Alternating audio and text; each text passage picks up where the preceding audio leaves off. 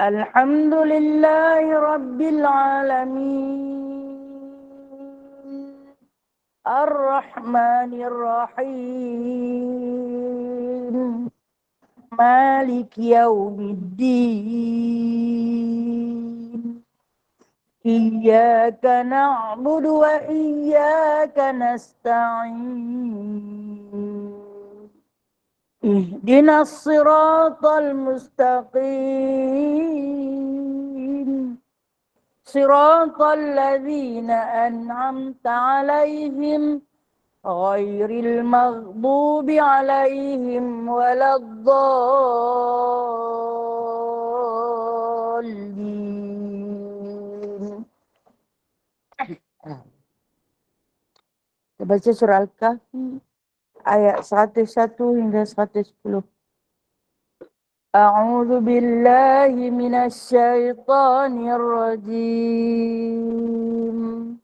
Bismillahirrahmanirrahim.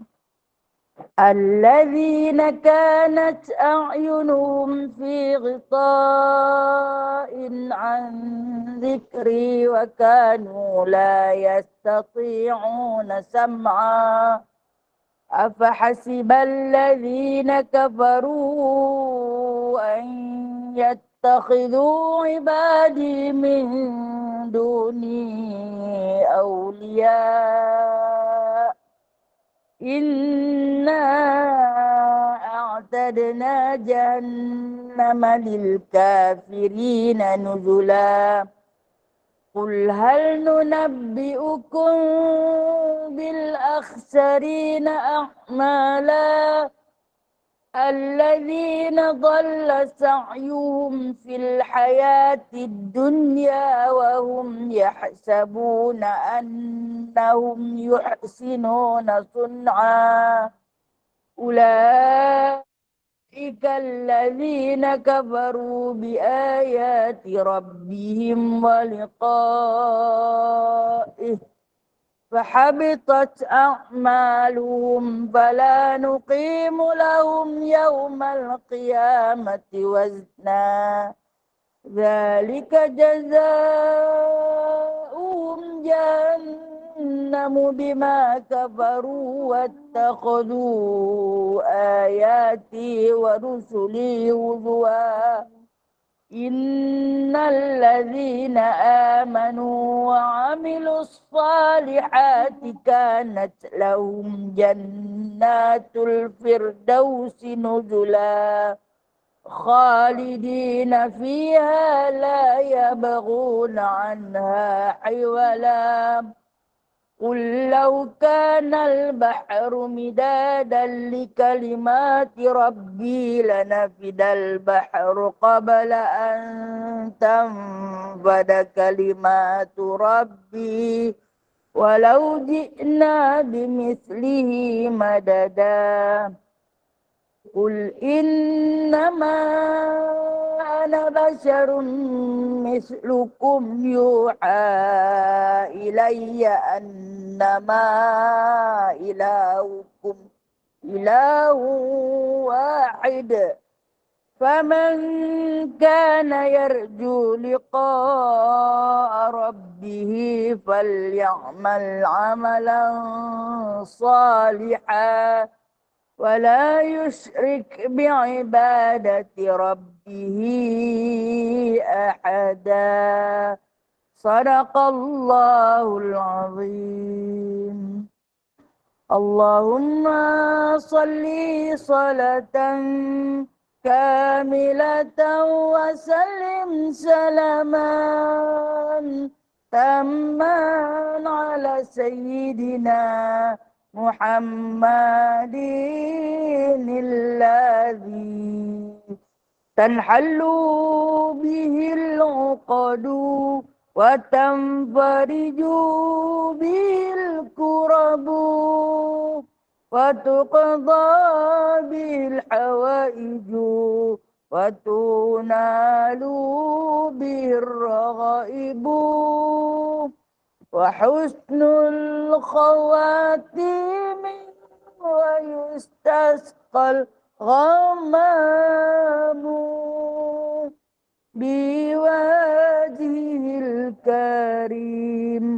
وعلى آله وصحبه في كل لمحة ونفس بعدد كل معلوم لك برحمتك يا أرحم الراحمين.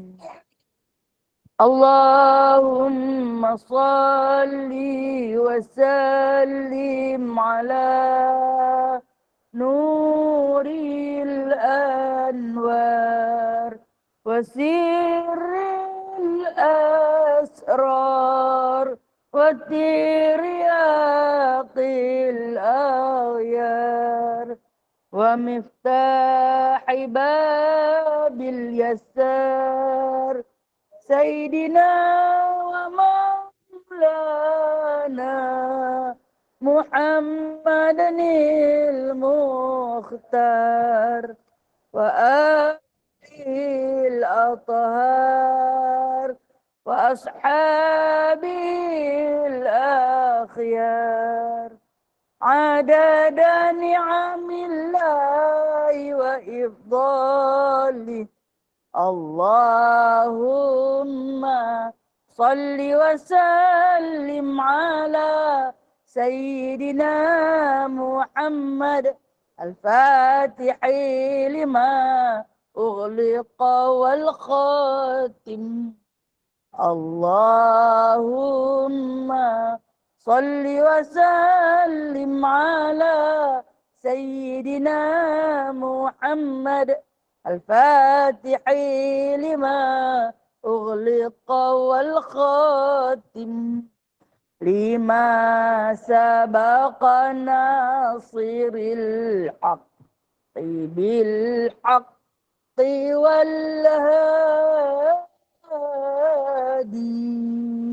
لما سبق ناصر الحق بالحق والهادي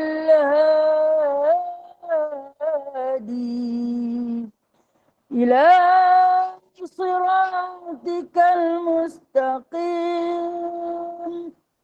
إلى صراطك المستقيم وعلى آله وصحبه حق قدره ومقداره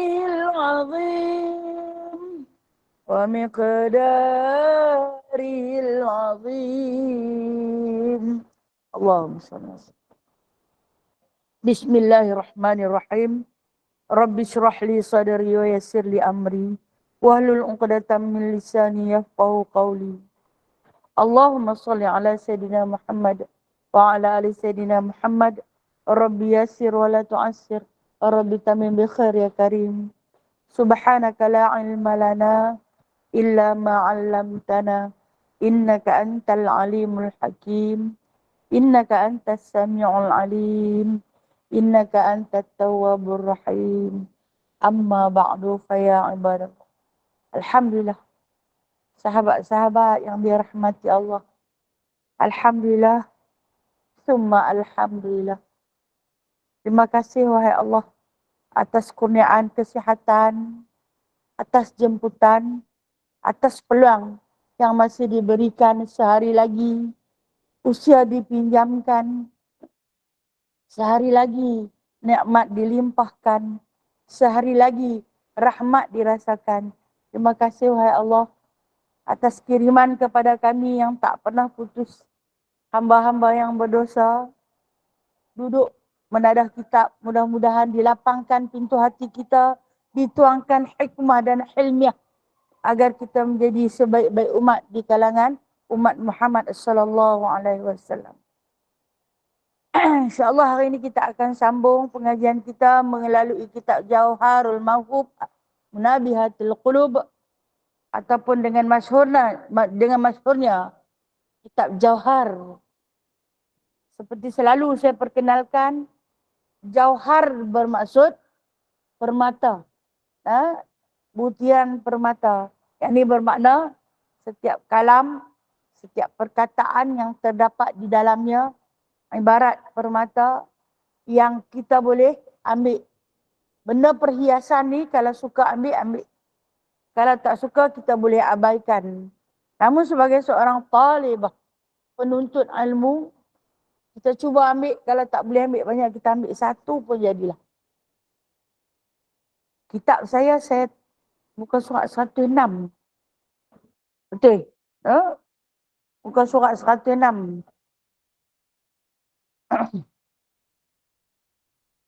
Sambungan dia daripada man takallama bi kalami dunya fil masjid ahbatallahu amalahu 40 sana. Jumpa tak? Ha?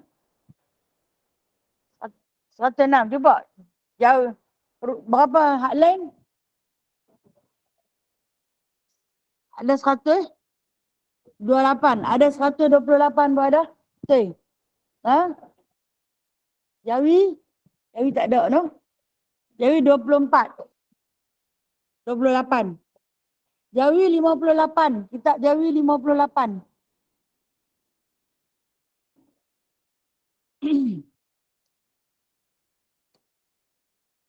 Bismillahirrahmanirrahim. Sabda Nabi SAW, man takallama bi kalamid dunya fil masjid ahbatallahu amalahu 40 sanah. Barang siapa berkata-kata dengan perkataan dunia di dalam masjid, nescaya menghapus Allah Ta'ala akan amalnya 40 tahun. Berat ni. Dah. Berat ni hadis ni. Kita tak boleh kata hadis ni tak boleh pakai. Tak boleh. Dosa nah. Kita pula bukan pakar hadis. Nak meletakkan darjat hadis ni sahih ke, hasan ke, dhaif ke, maqbul ke, mardud ke. Kita bukan taraf dia nak meletakkan hadis ni. Ya? Jadi hadis ni maka boleh dibuat amalan untuk orang-orang yang suka sembang atas masjid. Jadi ulama menafsirkan begini. Man takallama bi kalamid dunya, barang siapa yang bersembang-sembang perkara yang lara. Kalamid dunya ni perkara yang lara, sembang kosong, merapu saja atas masjid. Nah, lepas cerita satu-satu, lepas satu-satu, tak ada satu manfaat pun. Sama ada manfaat yang boleh dia ambil pakai di dunia, apatah lagi manfaat untuk akhirat. Sembang jadi tu merapu, ya orang pun tahu. Sembang dia sembang kosong. Tak ada satu pun yang memberi manfaat sama ada di dunia ataupun di akhirat, sama ada kepada manusia ataupun kepada binatang. Ini yang dimaksudkan takallama dunia, sembang kosong. Nah, boleh catat kat situ lah perkataan dunia. Sekejap lagi kita heran lah. Nah, okey, kalaulah kata kita sekadar bertanya khabar, adakah perbuatan tu sia-sia? Tak. Sahabat, baik kan? Benda tu baik kan? Bertanya khabar. Lama tak tengok, sihat ke? Walaupun dia perkataan dunia, tetapi dia berbentuk akhirat. Mengeratkan lagi silaturahim. Oh dia ni, dia ambil perhatian aku. Lama tak nampak muka di masjid. Dia tanya pergi mana, bermakna dia ambil perhatian. Walaupun dia berbentuk dunia, tetapi dia membawa kepada akhirat. Mengeratkan lagi silaturahim. Sekurang-kurangnya berjabat salam dan berbalas senyum. Sekurang-kurang dia. Yang dimaksudkan oleh baginda Nabi SAW di kalamid dunia ni, di sini adalah sembang kosong. Tak ada apa, merapu saja. Inilah yang dimaksudkan. Maka kata baginda SAW, ahbatallahu amalahu 40 sanah. Ditolak amalannya. Dihapus. Hapus amalan ni, amalan yang macam mana? Adakah amalan wajib? Bukan amalan wajib. Amalan sunat yang lain. Bukan amalan wajib. Tulislah dekat situ. Saat lagi balik pergi baca jadi lagu lain. Nah, ni hadis dah kata dah. Kita nak menegakkan hadis yang kita tak tahu darjat dan derajat kita pun tak tahu ke mana ni. ditolak amalan sunat, ditolak amalan sunat ataupun dihapuskan amalan sunat selama 40 tahun. Lamanya.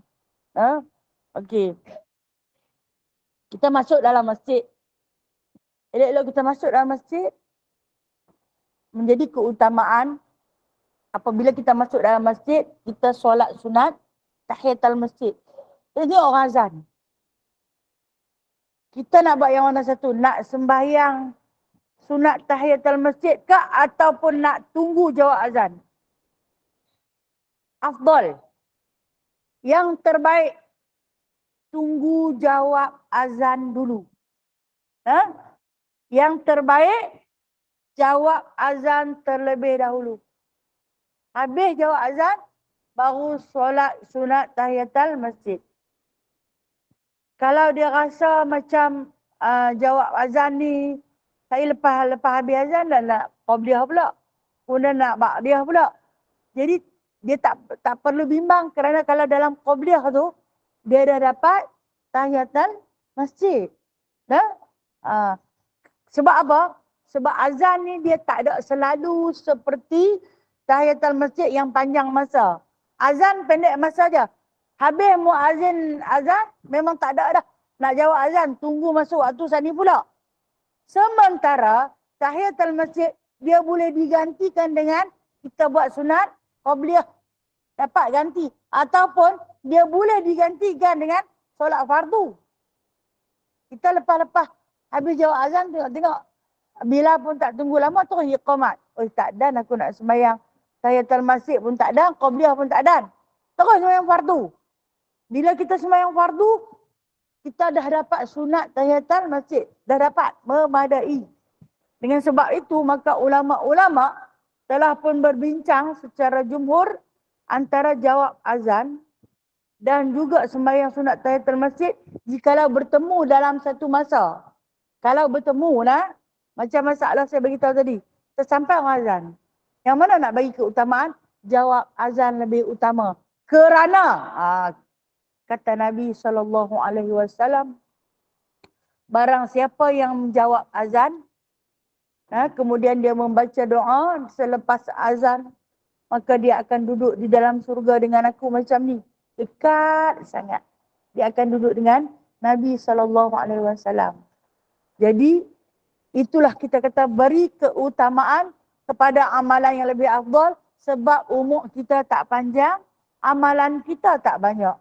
Sebab tu kita nak cari fadilat, kelebihan. Mana yang lagi bagus? Antara yang ni dengan yang ni mana lagi bagus? Yang ni lagi bagus. Buat yang lagi bagus. Sebab amal tak banyak, umur tak panjang. Jadi kita nak rebut, nak dapat yang mana yang terbaik. Tapi kalau kita ada masa, kita sampai awal. Lagilah cantik, lagilah baik.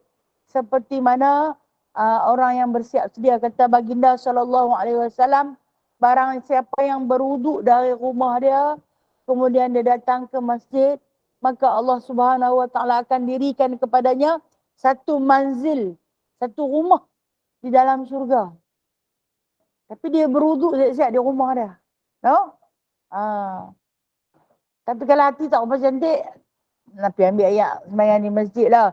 Duit masjid berlambak-lambak. Buat apa? Bayar ambil ayak. So, hati tak cantik. Tapi sebaik-baiknya, Nabi suruh bertaharah di rumah. Maknanya, beruduk siap-siap di rumah. Kalau kata mai, sampai-sampai dia batal, yang tu tak apa. Yang cerita. Tapi yang keutamaan dia, beruduk siap-siap. Ada yang saja, dah keluar dah daripada bilik ayak. Tak mahu ambil sembahyang di masjid lah. Lagi sampel ayak lagi banyak. Yang terbaiknya untuk nak mendapat satu manzil, satu pahala, rumah kot Allah nak bagi. Kalaulah nampak siapa yang main masjid, ambil sembahyang di rumah, balik dapat rumah sendiri. Hak ni pakai berebut-rebut. Pasal apa? Rumah. Bukan di dunia. Dalam surga. Allah Ta'ala akan bina. Bukan macam rumah kita. Rumah di surga. Ambil sembahyang di rumah. Ni yang Nabi kata. Yang paling afdal yang mana? Nak ambil di rumah kan, nak ambil di masjid. Kalau ambil di masjid pun tak ada masalah. Tapi nak cari afdal. Pasal Pasal apa kita bila buat amalan ni, nah, kita buat amal ibadat ni kita nak cari yang afdal, jawab dia sebab umur tak panjang. No? Umur umat Nabi Muhammad sallallahu alaihi wasallam tak panjang dan amalan dia tak banyak. Sikit. Mengaku tak? Doa saya amalan ni beramal dah semalam tak lena ni. Sampai kelar tak habis lagi ni. Ha? Amalan lain lah tu. Nah? Ha. Pasal tu kita amalan kita tak banyak. Tak sehebat para sahabat. Tak sehebat para tabi'in. Adalah sikit-sikit. Kita singgah-singgah. Nah? Masuk waktu singgah sat. Sekali kita keluar pula. Sekali kita singgah sat. Dan pada setengah riwayat ditakuti atasnya akan kejahatan matinya. Dibimbangi. Pada riwayat yang lain. Nah? Orang yang suka sembang di atas masjid ni sembang sungguh-sungguh lah. Sampai kita nak dengar kuliah pun tak boleh. Dia punya menyembang, dia tak kira tang mana duduk. Siapa juga dia dapat hak kenal lagu cara kenal. Hak tak kenal lagu cara tak kenal. Punya menyembang. Orang pun tahu dah. Sampai orang tengok dia tak boleh duduk kat dia. Tak payah dengar dari mula sampai habis, tetap habis. Dia punya menyembang. Dah kitab pun tak bawa. Duk main tumpang tengok kitab kita. Lepas tu dia sembang pula dengan kita. Kita pula jangan lambat orang sembang saja tu. Sama naik. Hari ni aku pergi mengaji tak mengantuk. Ada teman di sebelah duk menghiburkan. Dibimbangi jahat mati. Maksud dia jahat mati apa? Mati tak dapat mengucap. Dibimbangi. Takut-takut mati susah mengucap. Pasal apa susah mengucap? Susah dapat melafazkan kalimah syahadah kerana suka sembang atas masjid. Ini orang tua-tua dulu dia pernah pesan. Tu kata pesanan orang tua-tua ni ada benarnya. Nah? Cuma dia tak kerti nak habaq nas. Dia tak kerti nak baca hadis. Nah? Jadi jangan duduk sembang ni orang duduk azan. Diam. Dia tak kerti nak habaq pasal apa. Nah? Macam kita lah kita pandai sangat nak habaq. Nah? Dan riwayat daripada Ibnu Abbas radhiyallahu anhuma daripada Nabi SAW sabdanya, bermula tertawa-tawa di dalam masjid itu, kelam di dalam kuburnya. Ni kata Ibnu Abbas radhiyallahu anhuma. Baik, dia keluar pula nama Ibnu Abbas radhiyallahu anhuma. Kenapa Ibnu Abbas radhiyallahu anhuma? Tak kata radhiyallahu anhu. Siapa ingat? Tak ingat. Ingat, tapi sekian nak abang kat Ustazah tu. No? Saya orang kata pandai lebih. Okay, saya beritahu lagi sekali. Kenapa huma? Kenapa hak lain? Abu Bakar radhiyallahu anhu. Umar Al-Khattab radhiyallahu anhu. Main tang Ibnu Abbas radhiyallahu anhuma. Dia ada dhamir huma. Ghaib mutakallim. Dhamir ghaib mutakallim. Ada dua orang. Allah redha kat mereka dua-dua orang. Sebab apa? Ayah dia apa Allah redha? Kat dia apa Allah redha? Sebab tu dia main rumah. Sebab dia anak Sayyidina Abbas. Sayyidina Abbas pak menakan Nabi. Allah redha juga. Dia Abdullah bin Abbas. Allah redha juga. Bila sebut Ibnu Abbas, terus disebut radhiyallahu anhuma. Sebab Allah redha dekat mereka dua-dua beranak sekali. Ayah pun dapat keredaan Allah. Anak pun dapat keredaan Allah. Radhiyallahu anhum wa radu'an. Zalika liman khasya rabbah. Surah apa tu? Surah apa? Pernah dengar tak? Surah apa? Bayyinah. Bayyinah tak tahu. Lam yakunin. Sebut-sebut lam yakunin terbayang terus perah. Nasi kuning. Pulut kuning. Surah lam yakunin lazi kan? Halas sekali. Allah Ta'ala bagi jaminan. Kalaulah Allah hampa redha dengan segala qada Allah kepada hampa, Allah Ta'ala akan redha kepada hampa. Saling redha meredai. Zalika liman khasya rabbah. Demikian itulah orang yang paling takut kepada Tuhannya. Orang yang paling takut kepada Tuhannya, yakni orang yang bertakwa. Nah, nak dapat martabat redha ni, darjat yang tertinggi, bukan senang nak dapat. Baik, apa kata Ibnu Abbas radhiyallahu anhuma? Esok-esok kelak nama dia saya tanya pula. Nah. Kalau saya berkali-kali bertanya, jangan marah. Dia tanya pula. Nah, jangan marah sebab benda tu ilmu. Nah. Dia kata kalau hampa suka gelak. Gelak ni tertawa-tawa. Bahak.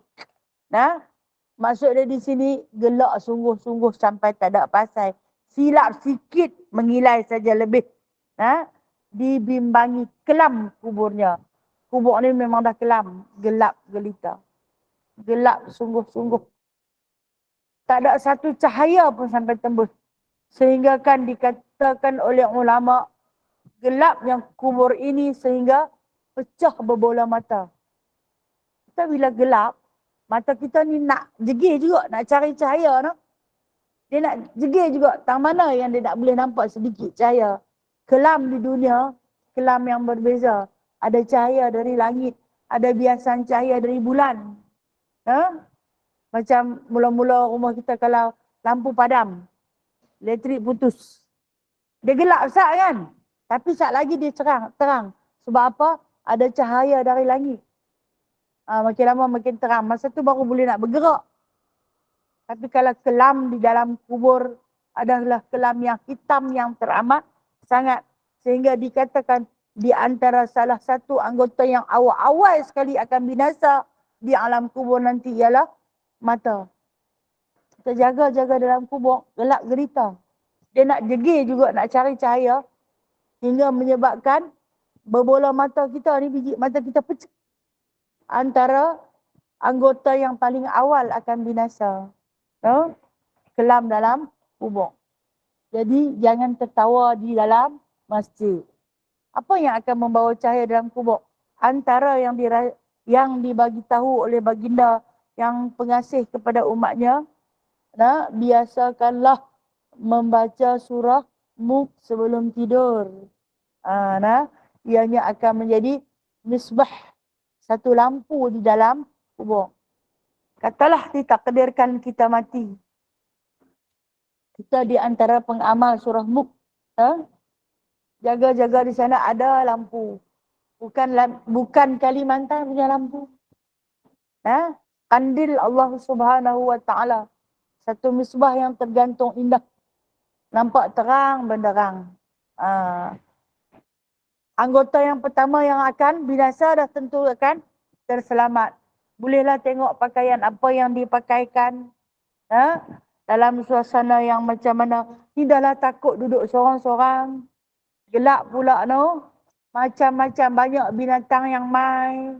Yang hadir kepada kita. Jadi elakkanlah tertawa kosong di dalam masjid. Dan pada hadis yang lain, barang siapa mengeluarkan sesuatu yang menyakiti dan yang cemar-cemar, ini yang kotor-kotor, daripada masjid, diperbuat Allah Ta'ala baginya satu rumah dalam syurga. Ini lagi baik. Kerja Tok Syok tu bagus tu nah. Mengeluarkan sesuatu yang cemar. Apa yang kita tengok dalam masjid, di antara yang paling masyhur sekali dalam masjid, apa dia? Cicak. No? Cicak. Sebab cicak ni, dia tak perlu dapat keizinan dia nak masuk masjid. Tambah kalau masjid jemaahnya kurang. Lagilah ramai jemaah cicak. Di tepi-tepi dinding. Kalau kita jumpa, kita buanglah. Jangan tunggu Tok Siak. Kita dah bayar dekat dia, suruh dia lah cuci. Dia buat apa? Makan gaji buta. Kita nak dah gaji buta. Buang sebiji saja. Cicak dapat satu rumah dalam surga.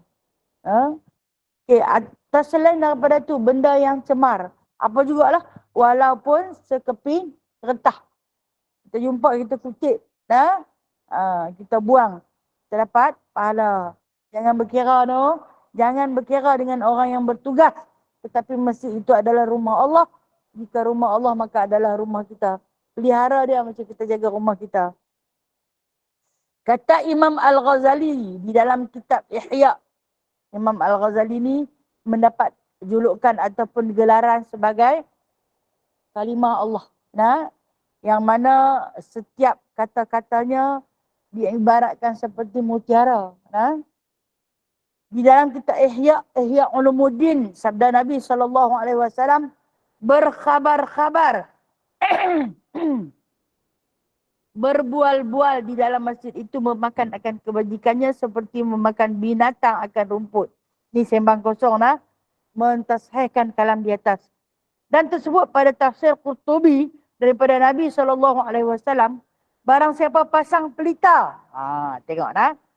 Barang siapa pasang pelita di dalam masjid, sentiasa malaikat dan hamlatul arash menselawat mereka di atasnya dan meminta ampun mereka baginya selama ada demikian cahayanya itu di dalamnya. Dan bahawasanya belanja isi kahwin anak bidadari itu menyapu sampah ataupun debu dalam masjid. Besarnya pahala orang yang pasang pelita. Hari ini kita tak pasang pelita kan? Kita buka Swiss. Jadi yang tumpang bayar bil. Yang tumpang bayar bil. Baik, kita mungkin tak khususkan duit tu untuk bayar bil. Hak yang tabung masjid duk lalu tu, sama ada kita lalu kot tabung atau tabung lalu kot kita. Jangan dipejam mata kedua-duanya. Sama ada kita lalu kot dia ataupun dia lalu kot kita. Bubuh pilih bang 2-3 kupang. Dia pun boleh ambil banyak duit elektrik. Kita nak pasang pelita. Zaman sekarang ni bukan jenis cucuk pelita no. Jadi kita bayar bil. Mungkin seminggu sekali kita hadir. Kita bubuh. Ambil lah duit aku bubuh RM2 tadi. Ambil lah bayar duit. Tak payah bagi tahu. Niat saja dalam hati kita. Tumpang-tumpang bayar bil api, bil air. Walaupun dia tak ambil dia tu. Dah ada khusus yang lain. Tapi niat tu Allah pandang. Okey. Itu kalau masjid. Masjid ni banyak dana.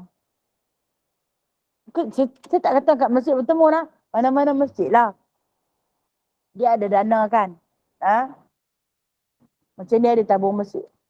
Kita kata banyak sangat dah di masjid tu. Kita pergi cari musalla.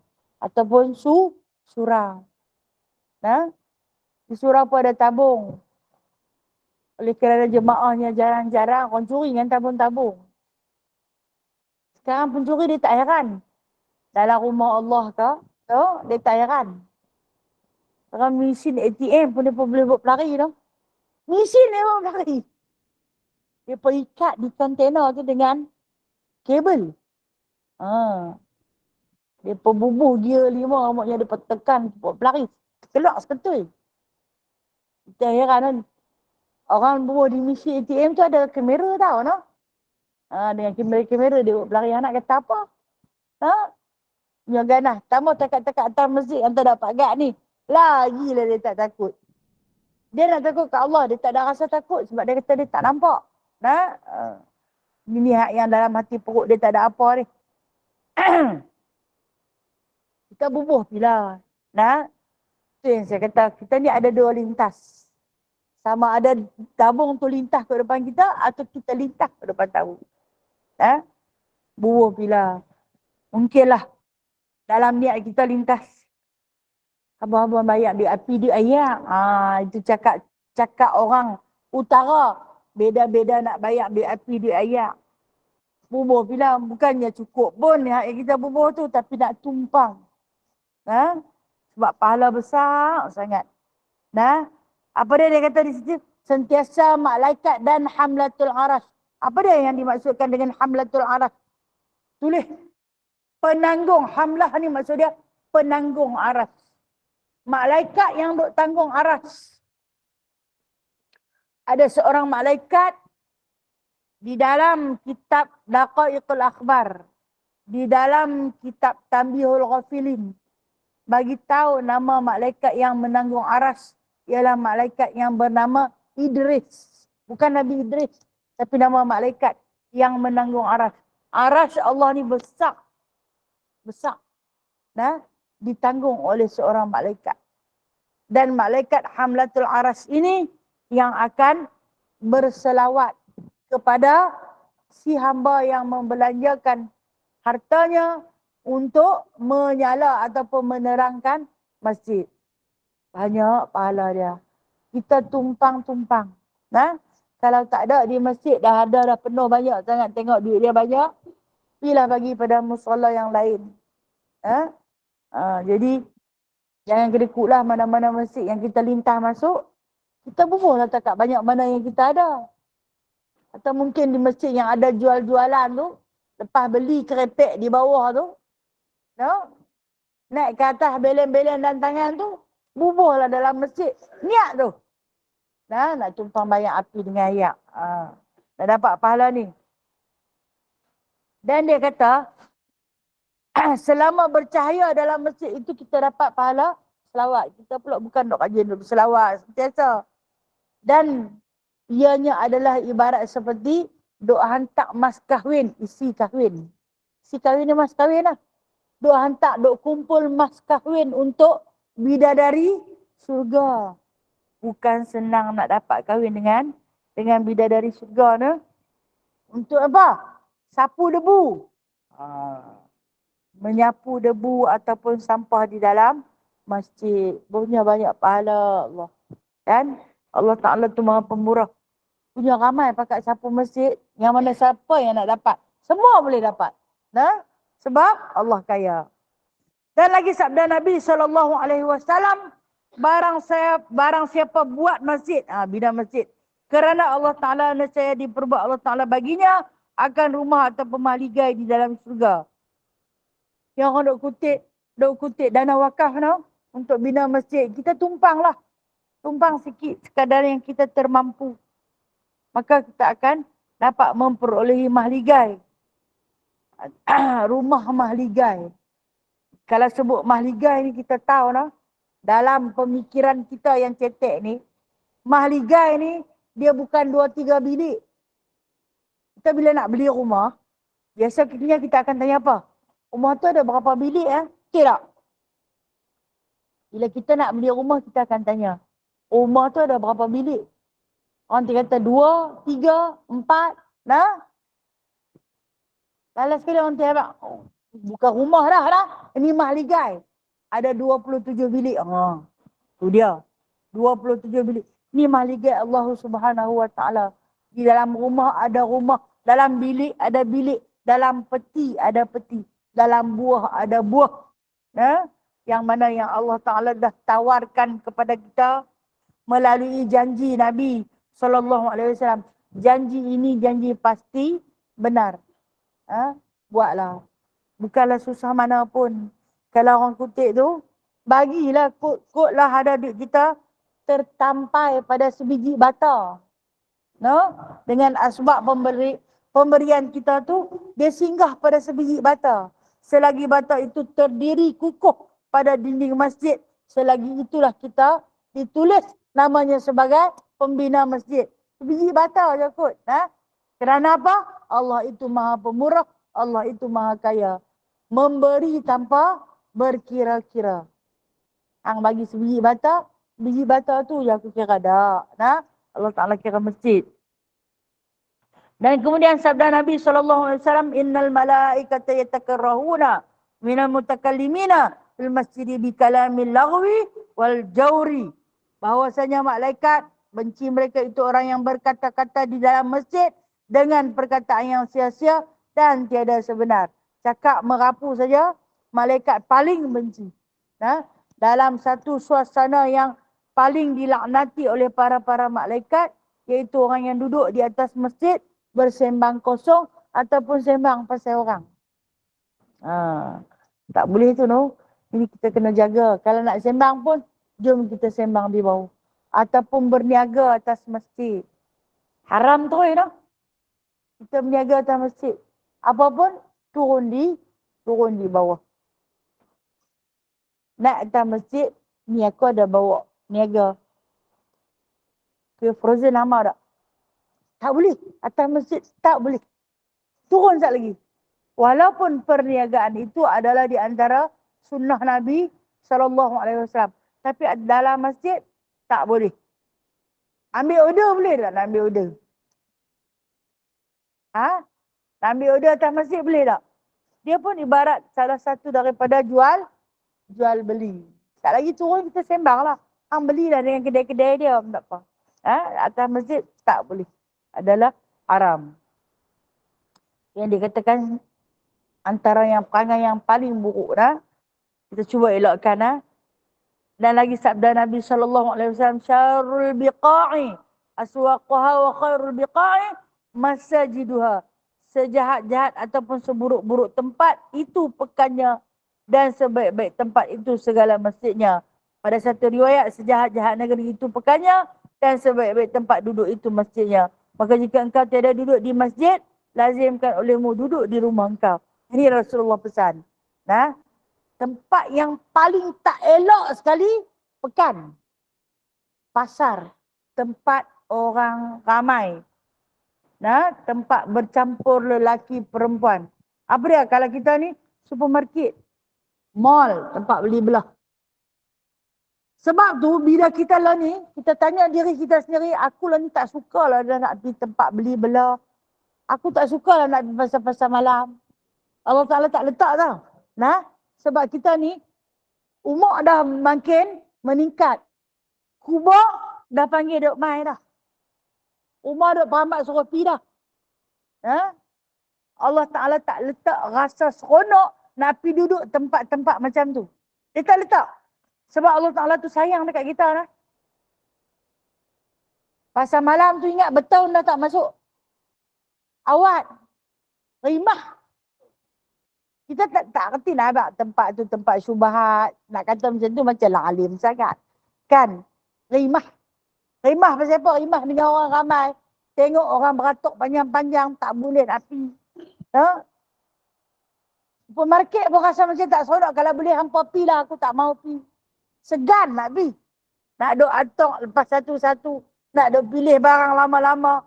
Kenapa? Allah Ta'ala tak letak rasa gemar untuk tempat-tempat yang tak berapa nak baik bagi kita. Bersyukurlah sangat-sangat.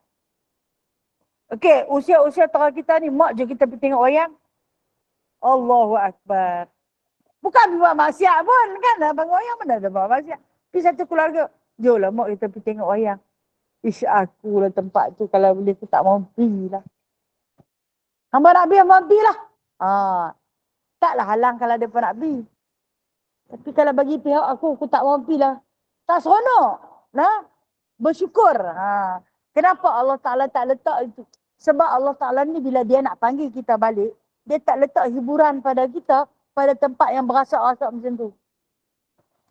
Tapi bila kita dengar ada ceramah mana-mana ustaz yang kita suka, dengar nak main, punyalah nak pergi, dengar orang tu pergi, hati ni rasa cemburu.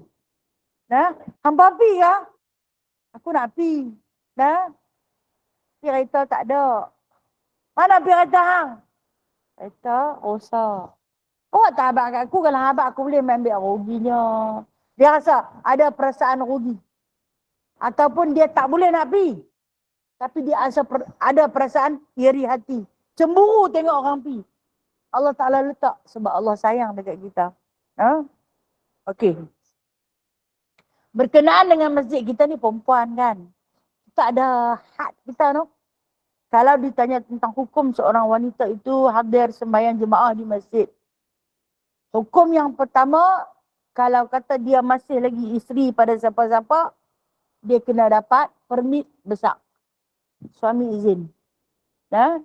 Kalau suami tak izinkan, maka yang terbaik di rumah.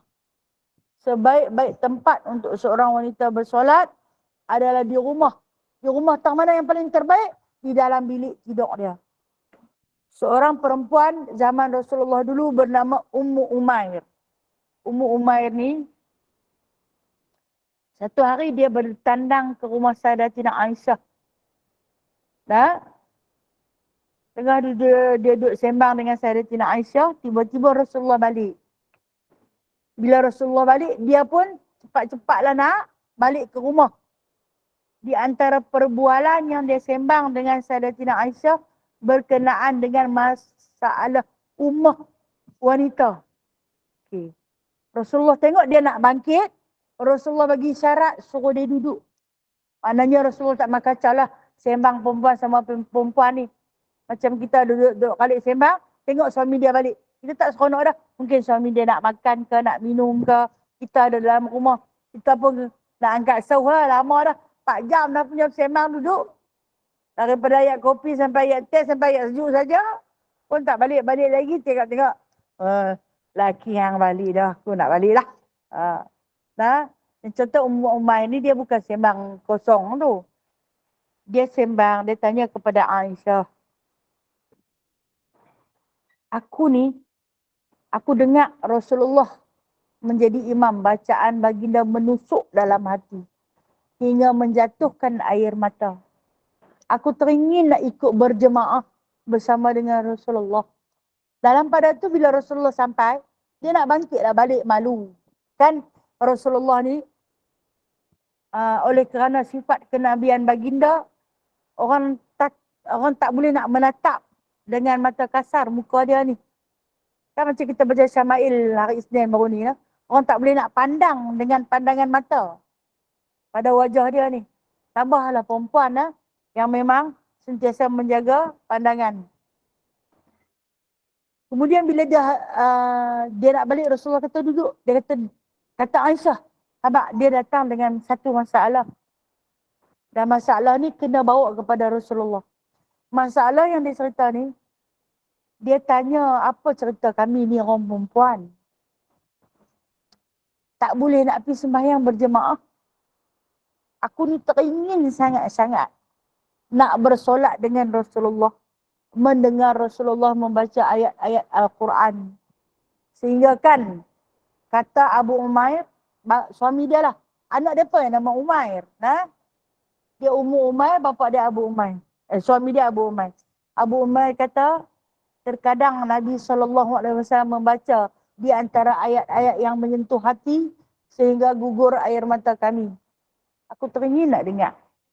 Kata Ummu Umair. Maka Rasulullah pun faham kehendak perempuan yang nak hadir berjemaah. Kerana orang yang dapat bersolat secara berjemaah di masjid mendapat 27 kali darjat berbanding dengan orang yang sembahyang seorang di rumah. Jadi apa nasib perempuan yang hanya sembahyang seorang di rumah? Takkan dapat satu je hari-hari. Inilah di antara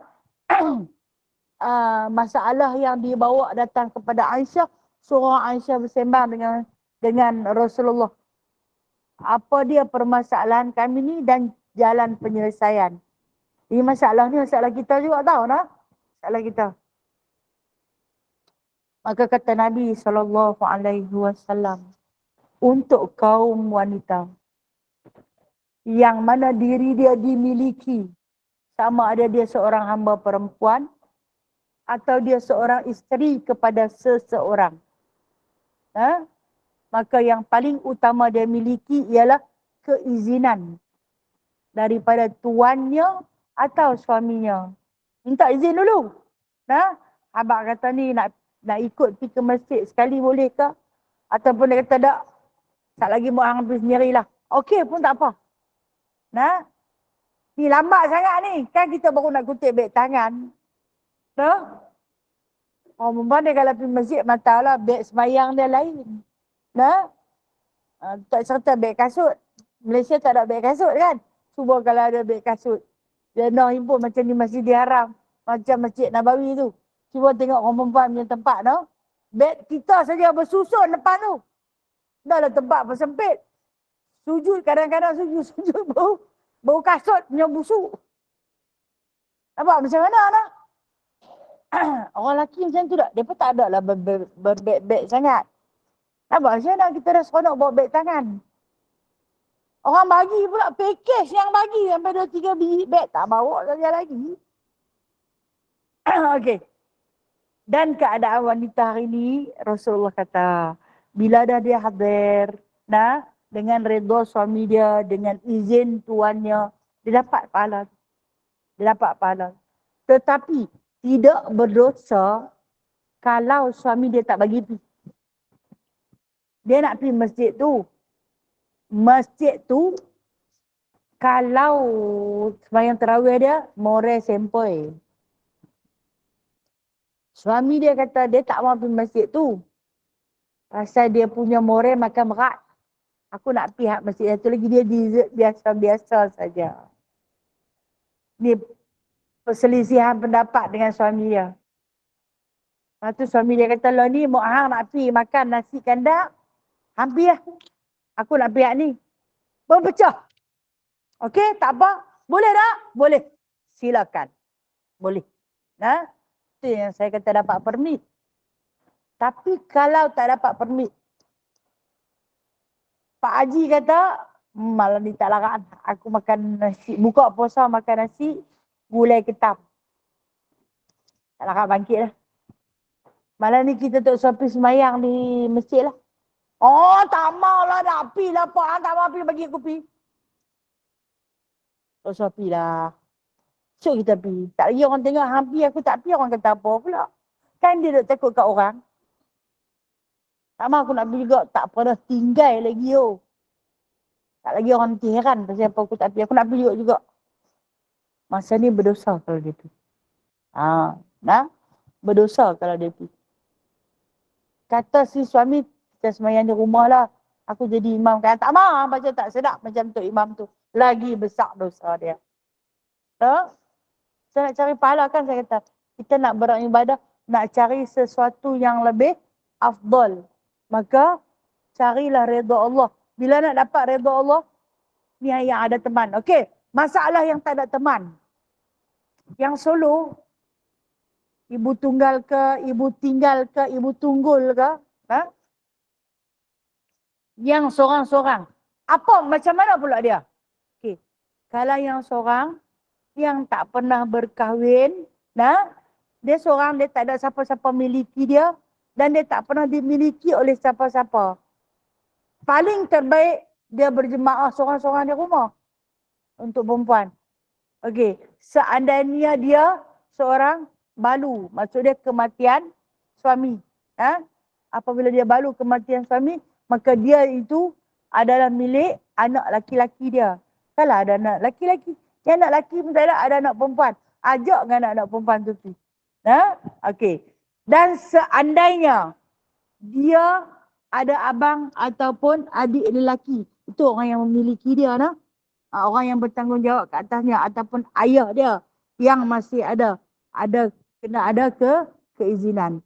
Tapi kalau dia seorang-seorang betul-betul, tak ada siapa-siapa yang berkuasa ke atas dirinya. Ini masalah perempuan, maka ianya makruh kalau dia ulang setiap waktu. Jadi makruh kalau dia ulang tiap-tiap waktu berjemaah. Dibimbangi timbul fitnah. Orang nak abad dia tu, tak ada siapa punya lagi tu. Tok Imam Doem dah. Tok Imam, ada kota lagi 3 ni. Mak Haji tak apa nak rajin main masjid. Tengok-tengok kawan tu rajin main. Kita takut timbul fitnah. Patutlah rajin sangat. Ada udang dia balik, mi. Kita bimbang timbul fitnah. Sebab itulah Islam tak bagi. Okey, baik. Masalah satu lagi. Seorang perempuan yang memang ada suami, dia pergi Mekah. Pergi Mekah ni kita tahu lah. Di antara solat yang kita ulang buat ni, di Masjid Nabi dan Masjid Haram. Rajin pergi semayang berjemaah. Dia isteri kepada seseorang. Okey. Awal-awal sekali sebelum melangkah keluar, pergi seorang, suami tak ikut. Minta izin daripada suami nak buat perkara sunat dan perkara wajib secara berjemaah. Baru boleh. Kalau suami tak izin, suami dia kata, Mak Hang segak sangat. Tak lagi Pak Arab tengok berkenan.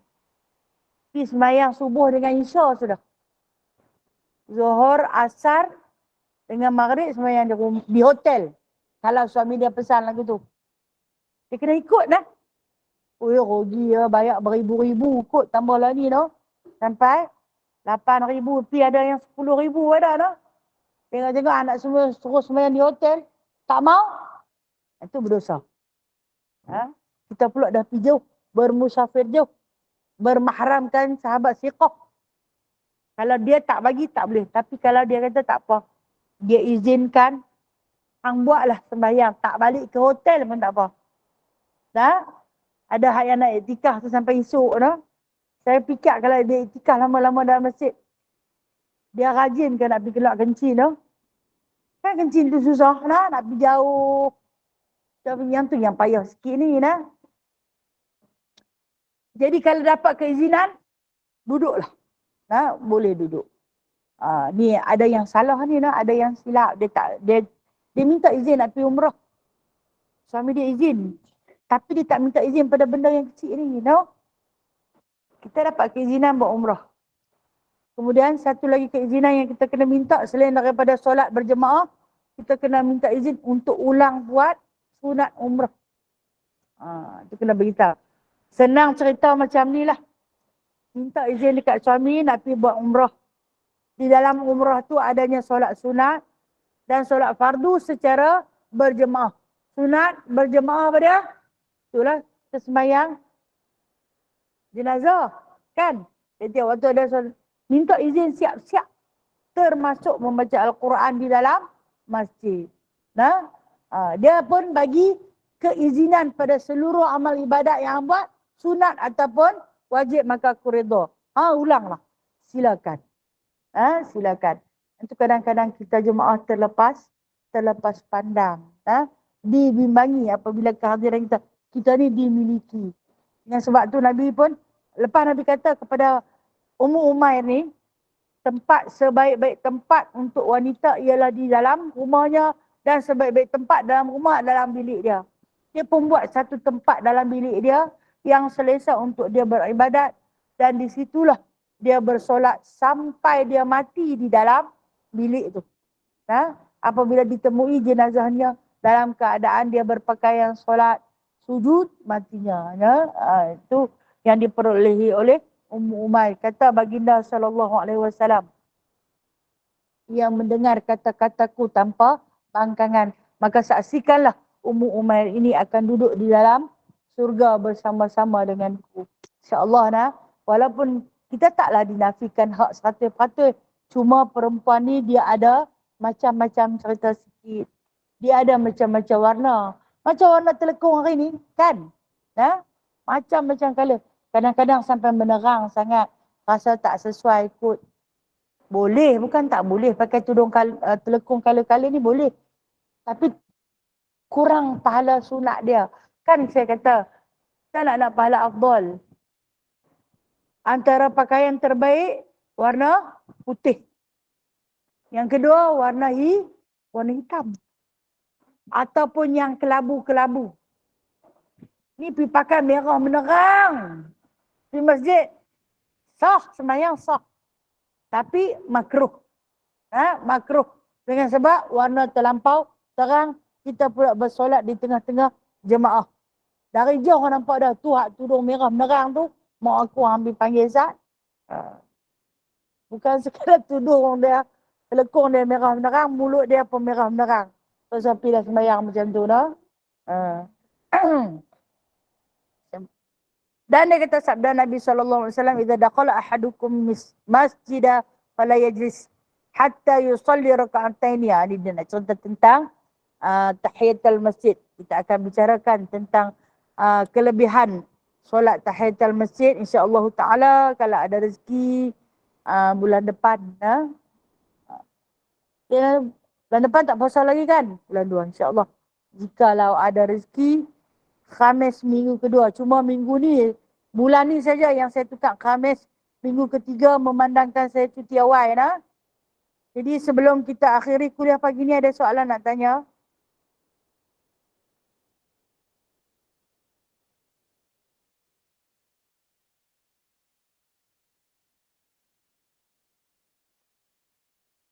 Untuk perempuan.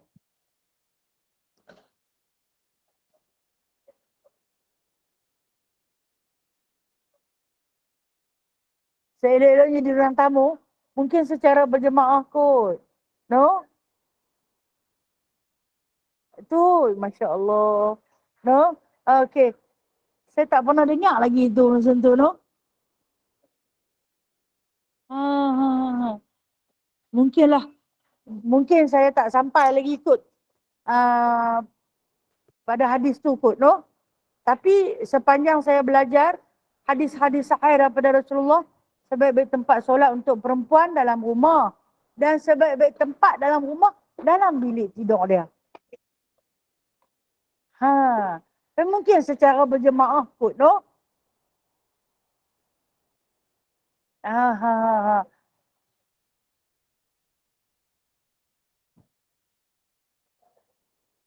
Ha.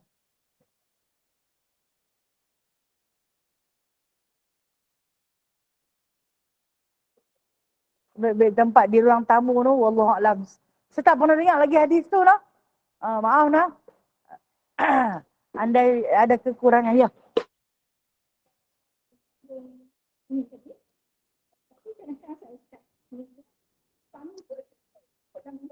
Okey.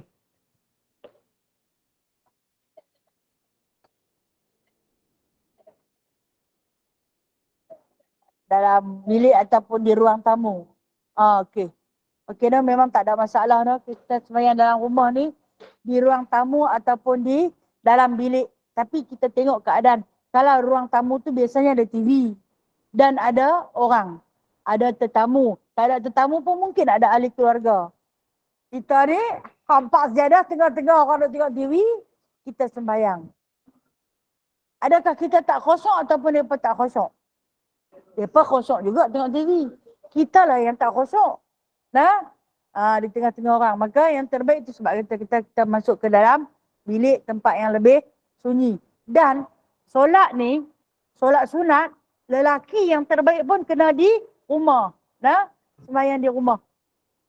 Solat sunat. Tapi kalau kata masjid jauh, qabliyah ba'diyah dia kena hambat pi di masjid jugalah. Nah. Tapi yang terbaik solat sunat ikut sunnah Nabi, dia sembahyang di rumah. Nah. Solat-solat sunat semua dia buat di rumah. Lepas tu baru dia pergi ke masjid untuk tunaikan solat fardu. Baik, ada soalan? Assalamualaikum Ustazah. Waalaikumsalam warahmatullahi wabarakatuh. Silakan Kak Jamilah. Selalu kalau dalam masjid ni orang perempuan selalu kita selalu sembang time kalau macam ada majlis-majlis apa-apa. Belum majlis start lagi memang time tu bersembang lah. Tu macam mana Ustazah? Selalu memang time sembang lah tu. Okey, Okey, baik-baik. Terima kasih perkongsian yang baik.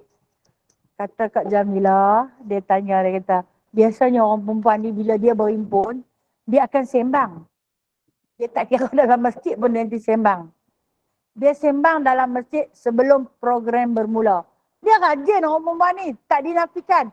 Dia nanti hadir awal, dia main awal. Dia nanti duduk. Sementara majlis tu nak bermula, dia nanti bersembang. Baik. Sembang ni saya kata benda yang memberi manfaat, bukan yang lara. Tapi kalau yang lara itulah yang menyebabkan kita terpalit dengan hadis-hadis yang dimaksudkan oleh Rasulullah di dalam kitab Jaran tadi.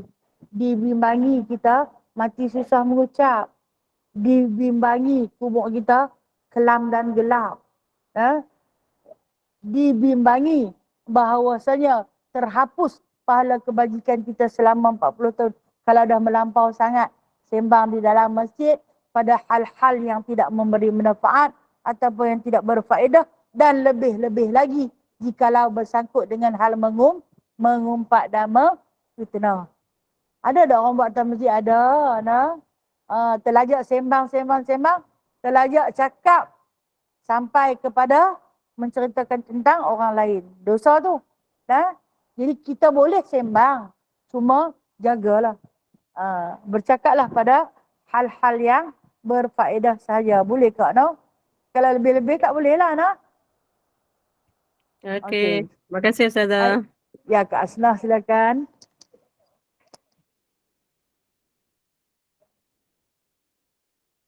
Tak baca. Okay.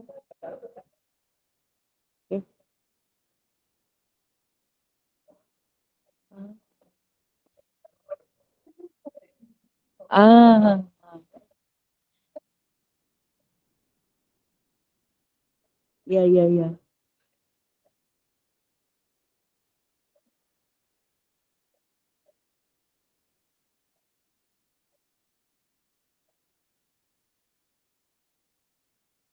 Lepas tanam terus di sana.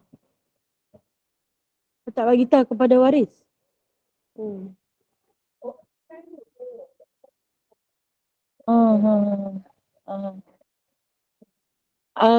Depa tak bagi tahu kepada waris. Tanam terus.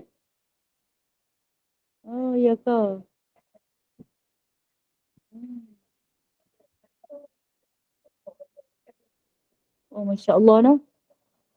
Ah. Okeylah, doa-doa ibu ditunaikan tapi kesian kepada waris. Wallahu a'lam, no? Wallahu a'lam sejauh mana kebenaran kisah tu, no? Tapi biasanya kalau jemaah ni biasalah. Nah, kalau ada kematian ke apa-apa, dia pak akan maklumkan. Kalau bukan kepada waris pun, pekis kan ketua pekis akan dapat tahu, no? Kalau kata waris tak tahu pun, wallahu a'lam, no? Saya tak berani nak komen banyak-banyak sebab saya tak tahu kesahihan. Kan. Betul lah. Cuma kehilangan dia tu lah, no? Macam ada seorang lagi ustaz yang hilang, dapat kan? Ustaz Mustafa kan nama dia. Tak dapat lagi. Tak dapat lagi, no? Tak jumpa lagi. Dia hilang. Wallahu a'lam, no? Ni rahsia Allah lah. Kita tak tahu nak kata apa lah, no? Sesuatu yang benda kita tak tahu, nah? Ya, ya.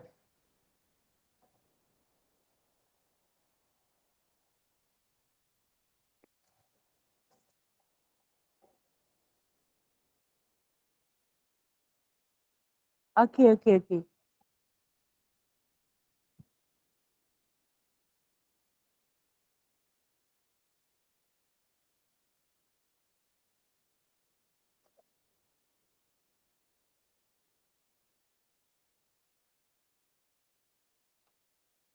Okey, okey, baik. Mai masjid, saya dah start duha. Start kuliah. Mengaji. Okey. Kemudian ada jemaah baru masuk. Nak semayang tahiyatul masjid. Nah, jadi bangka diberi keutamaan dia semayang dulu. Sembahyang dulu. Sebab dalam satu hadis, waktu Rasulullah sedang berkuliah, sahabat ni masuk-masuk tengok Rasulullah dah sedang menjalankan kuliah. Dia terus duduk. Bila duduk, Rasulullah berhenti kuliah. Rasulullah bagi syarat kat dia, bangun, pergi sembahyang tahiyatul masjid 2 rakaat dengan secara khorif. Maksud dia baca pendek-pendek je. Jangan baca panjang-panjang. Sekejap lagi Hamid terus masuk, sambung kuliah. Sambung kuliah. Jadi mana Nabi lebih utamakan sembahyang tahiyatul masjid, kemudian sekejap lagi masuk. Masuk mai dalam kuliah. Kemudian soalan yang kedua tentang duha. Okey. Dia pergi buat duha. Okey, kita buat tadarus dalam masjid lah. Ikut giliran. Ikut giliran. Sementara nak sampai kepada giliran kita, boleh tak kita tinggal majlis tu, kita pergi buat duha? Boleh. Dibolehkan. Sebab apa? Sebab turn kita tak sampai lagi. Kita bangkit, kita pergi buat duha, kemudian kita masuk. Ya, diharuskan.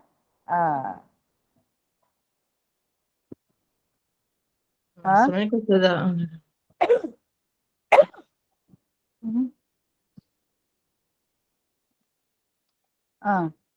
Walaupun, ya betul. Memang betul. Walaupun tengah baca khutbah. Kita ambil daripada hadis Rasulullah tu lah. Okey, satu lagi. Soalan sahabat Google Meet. Silakan.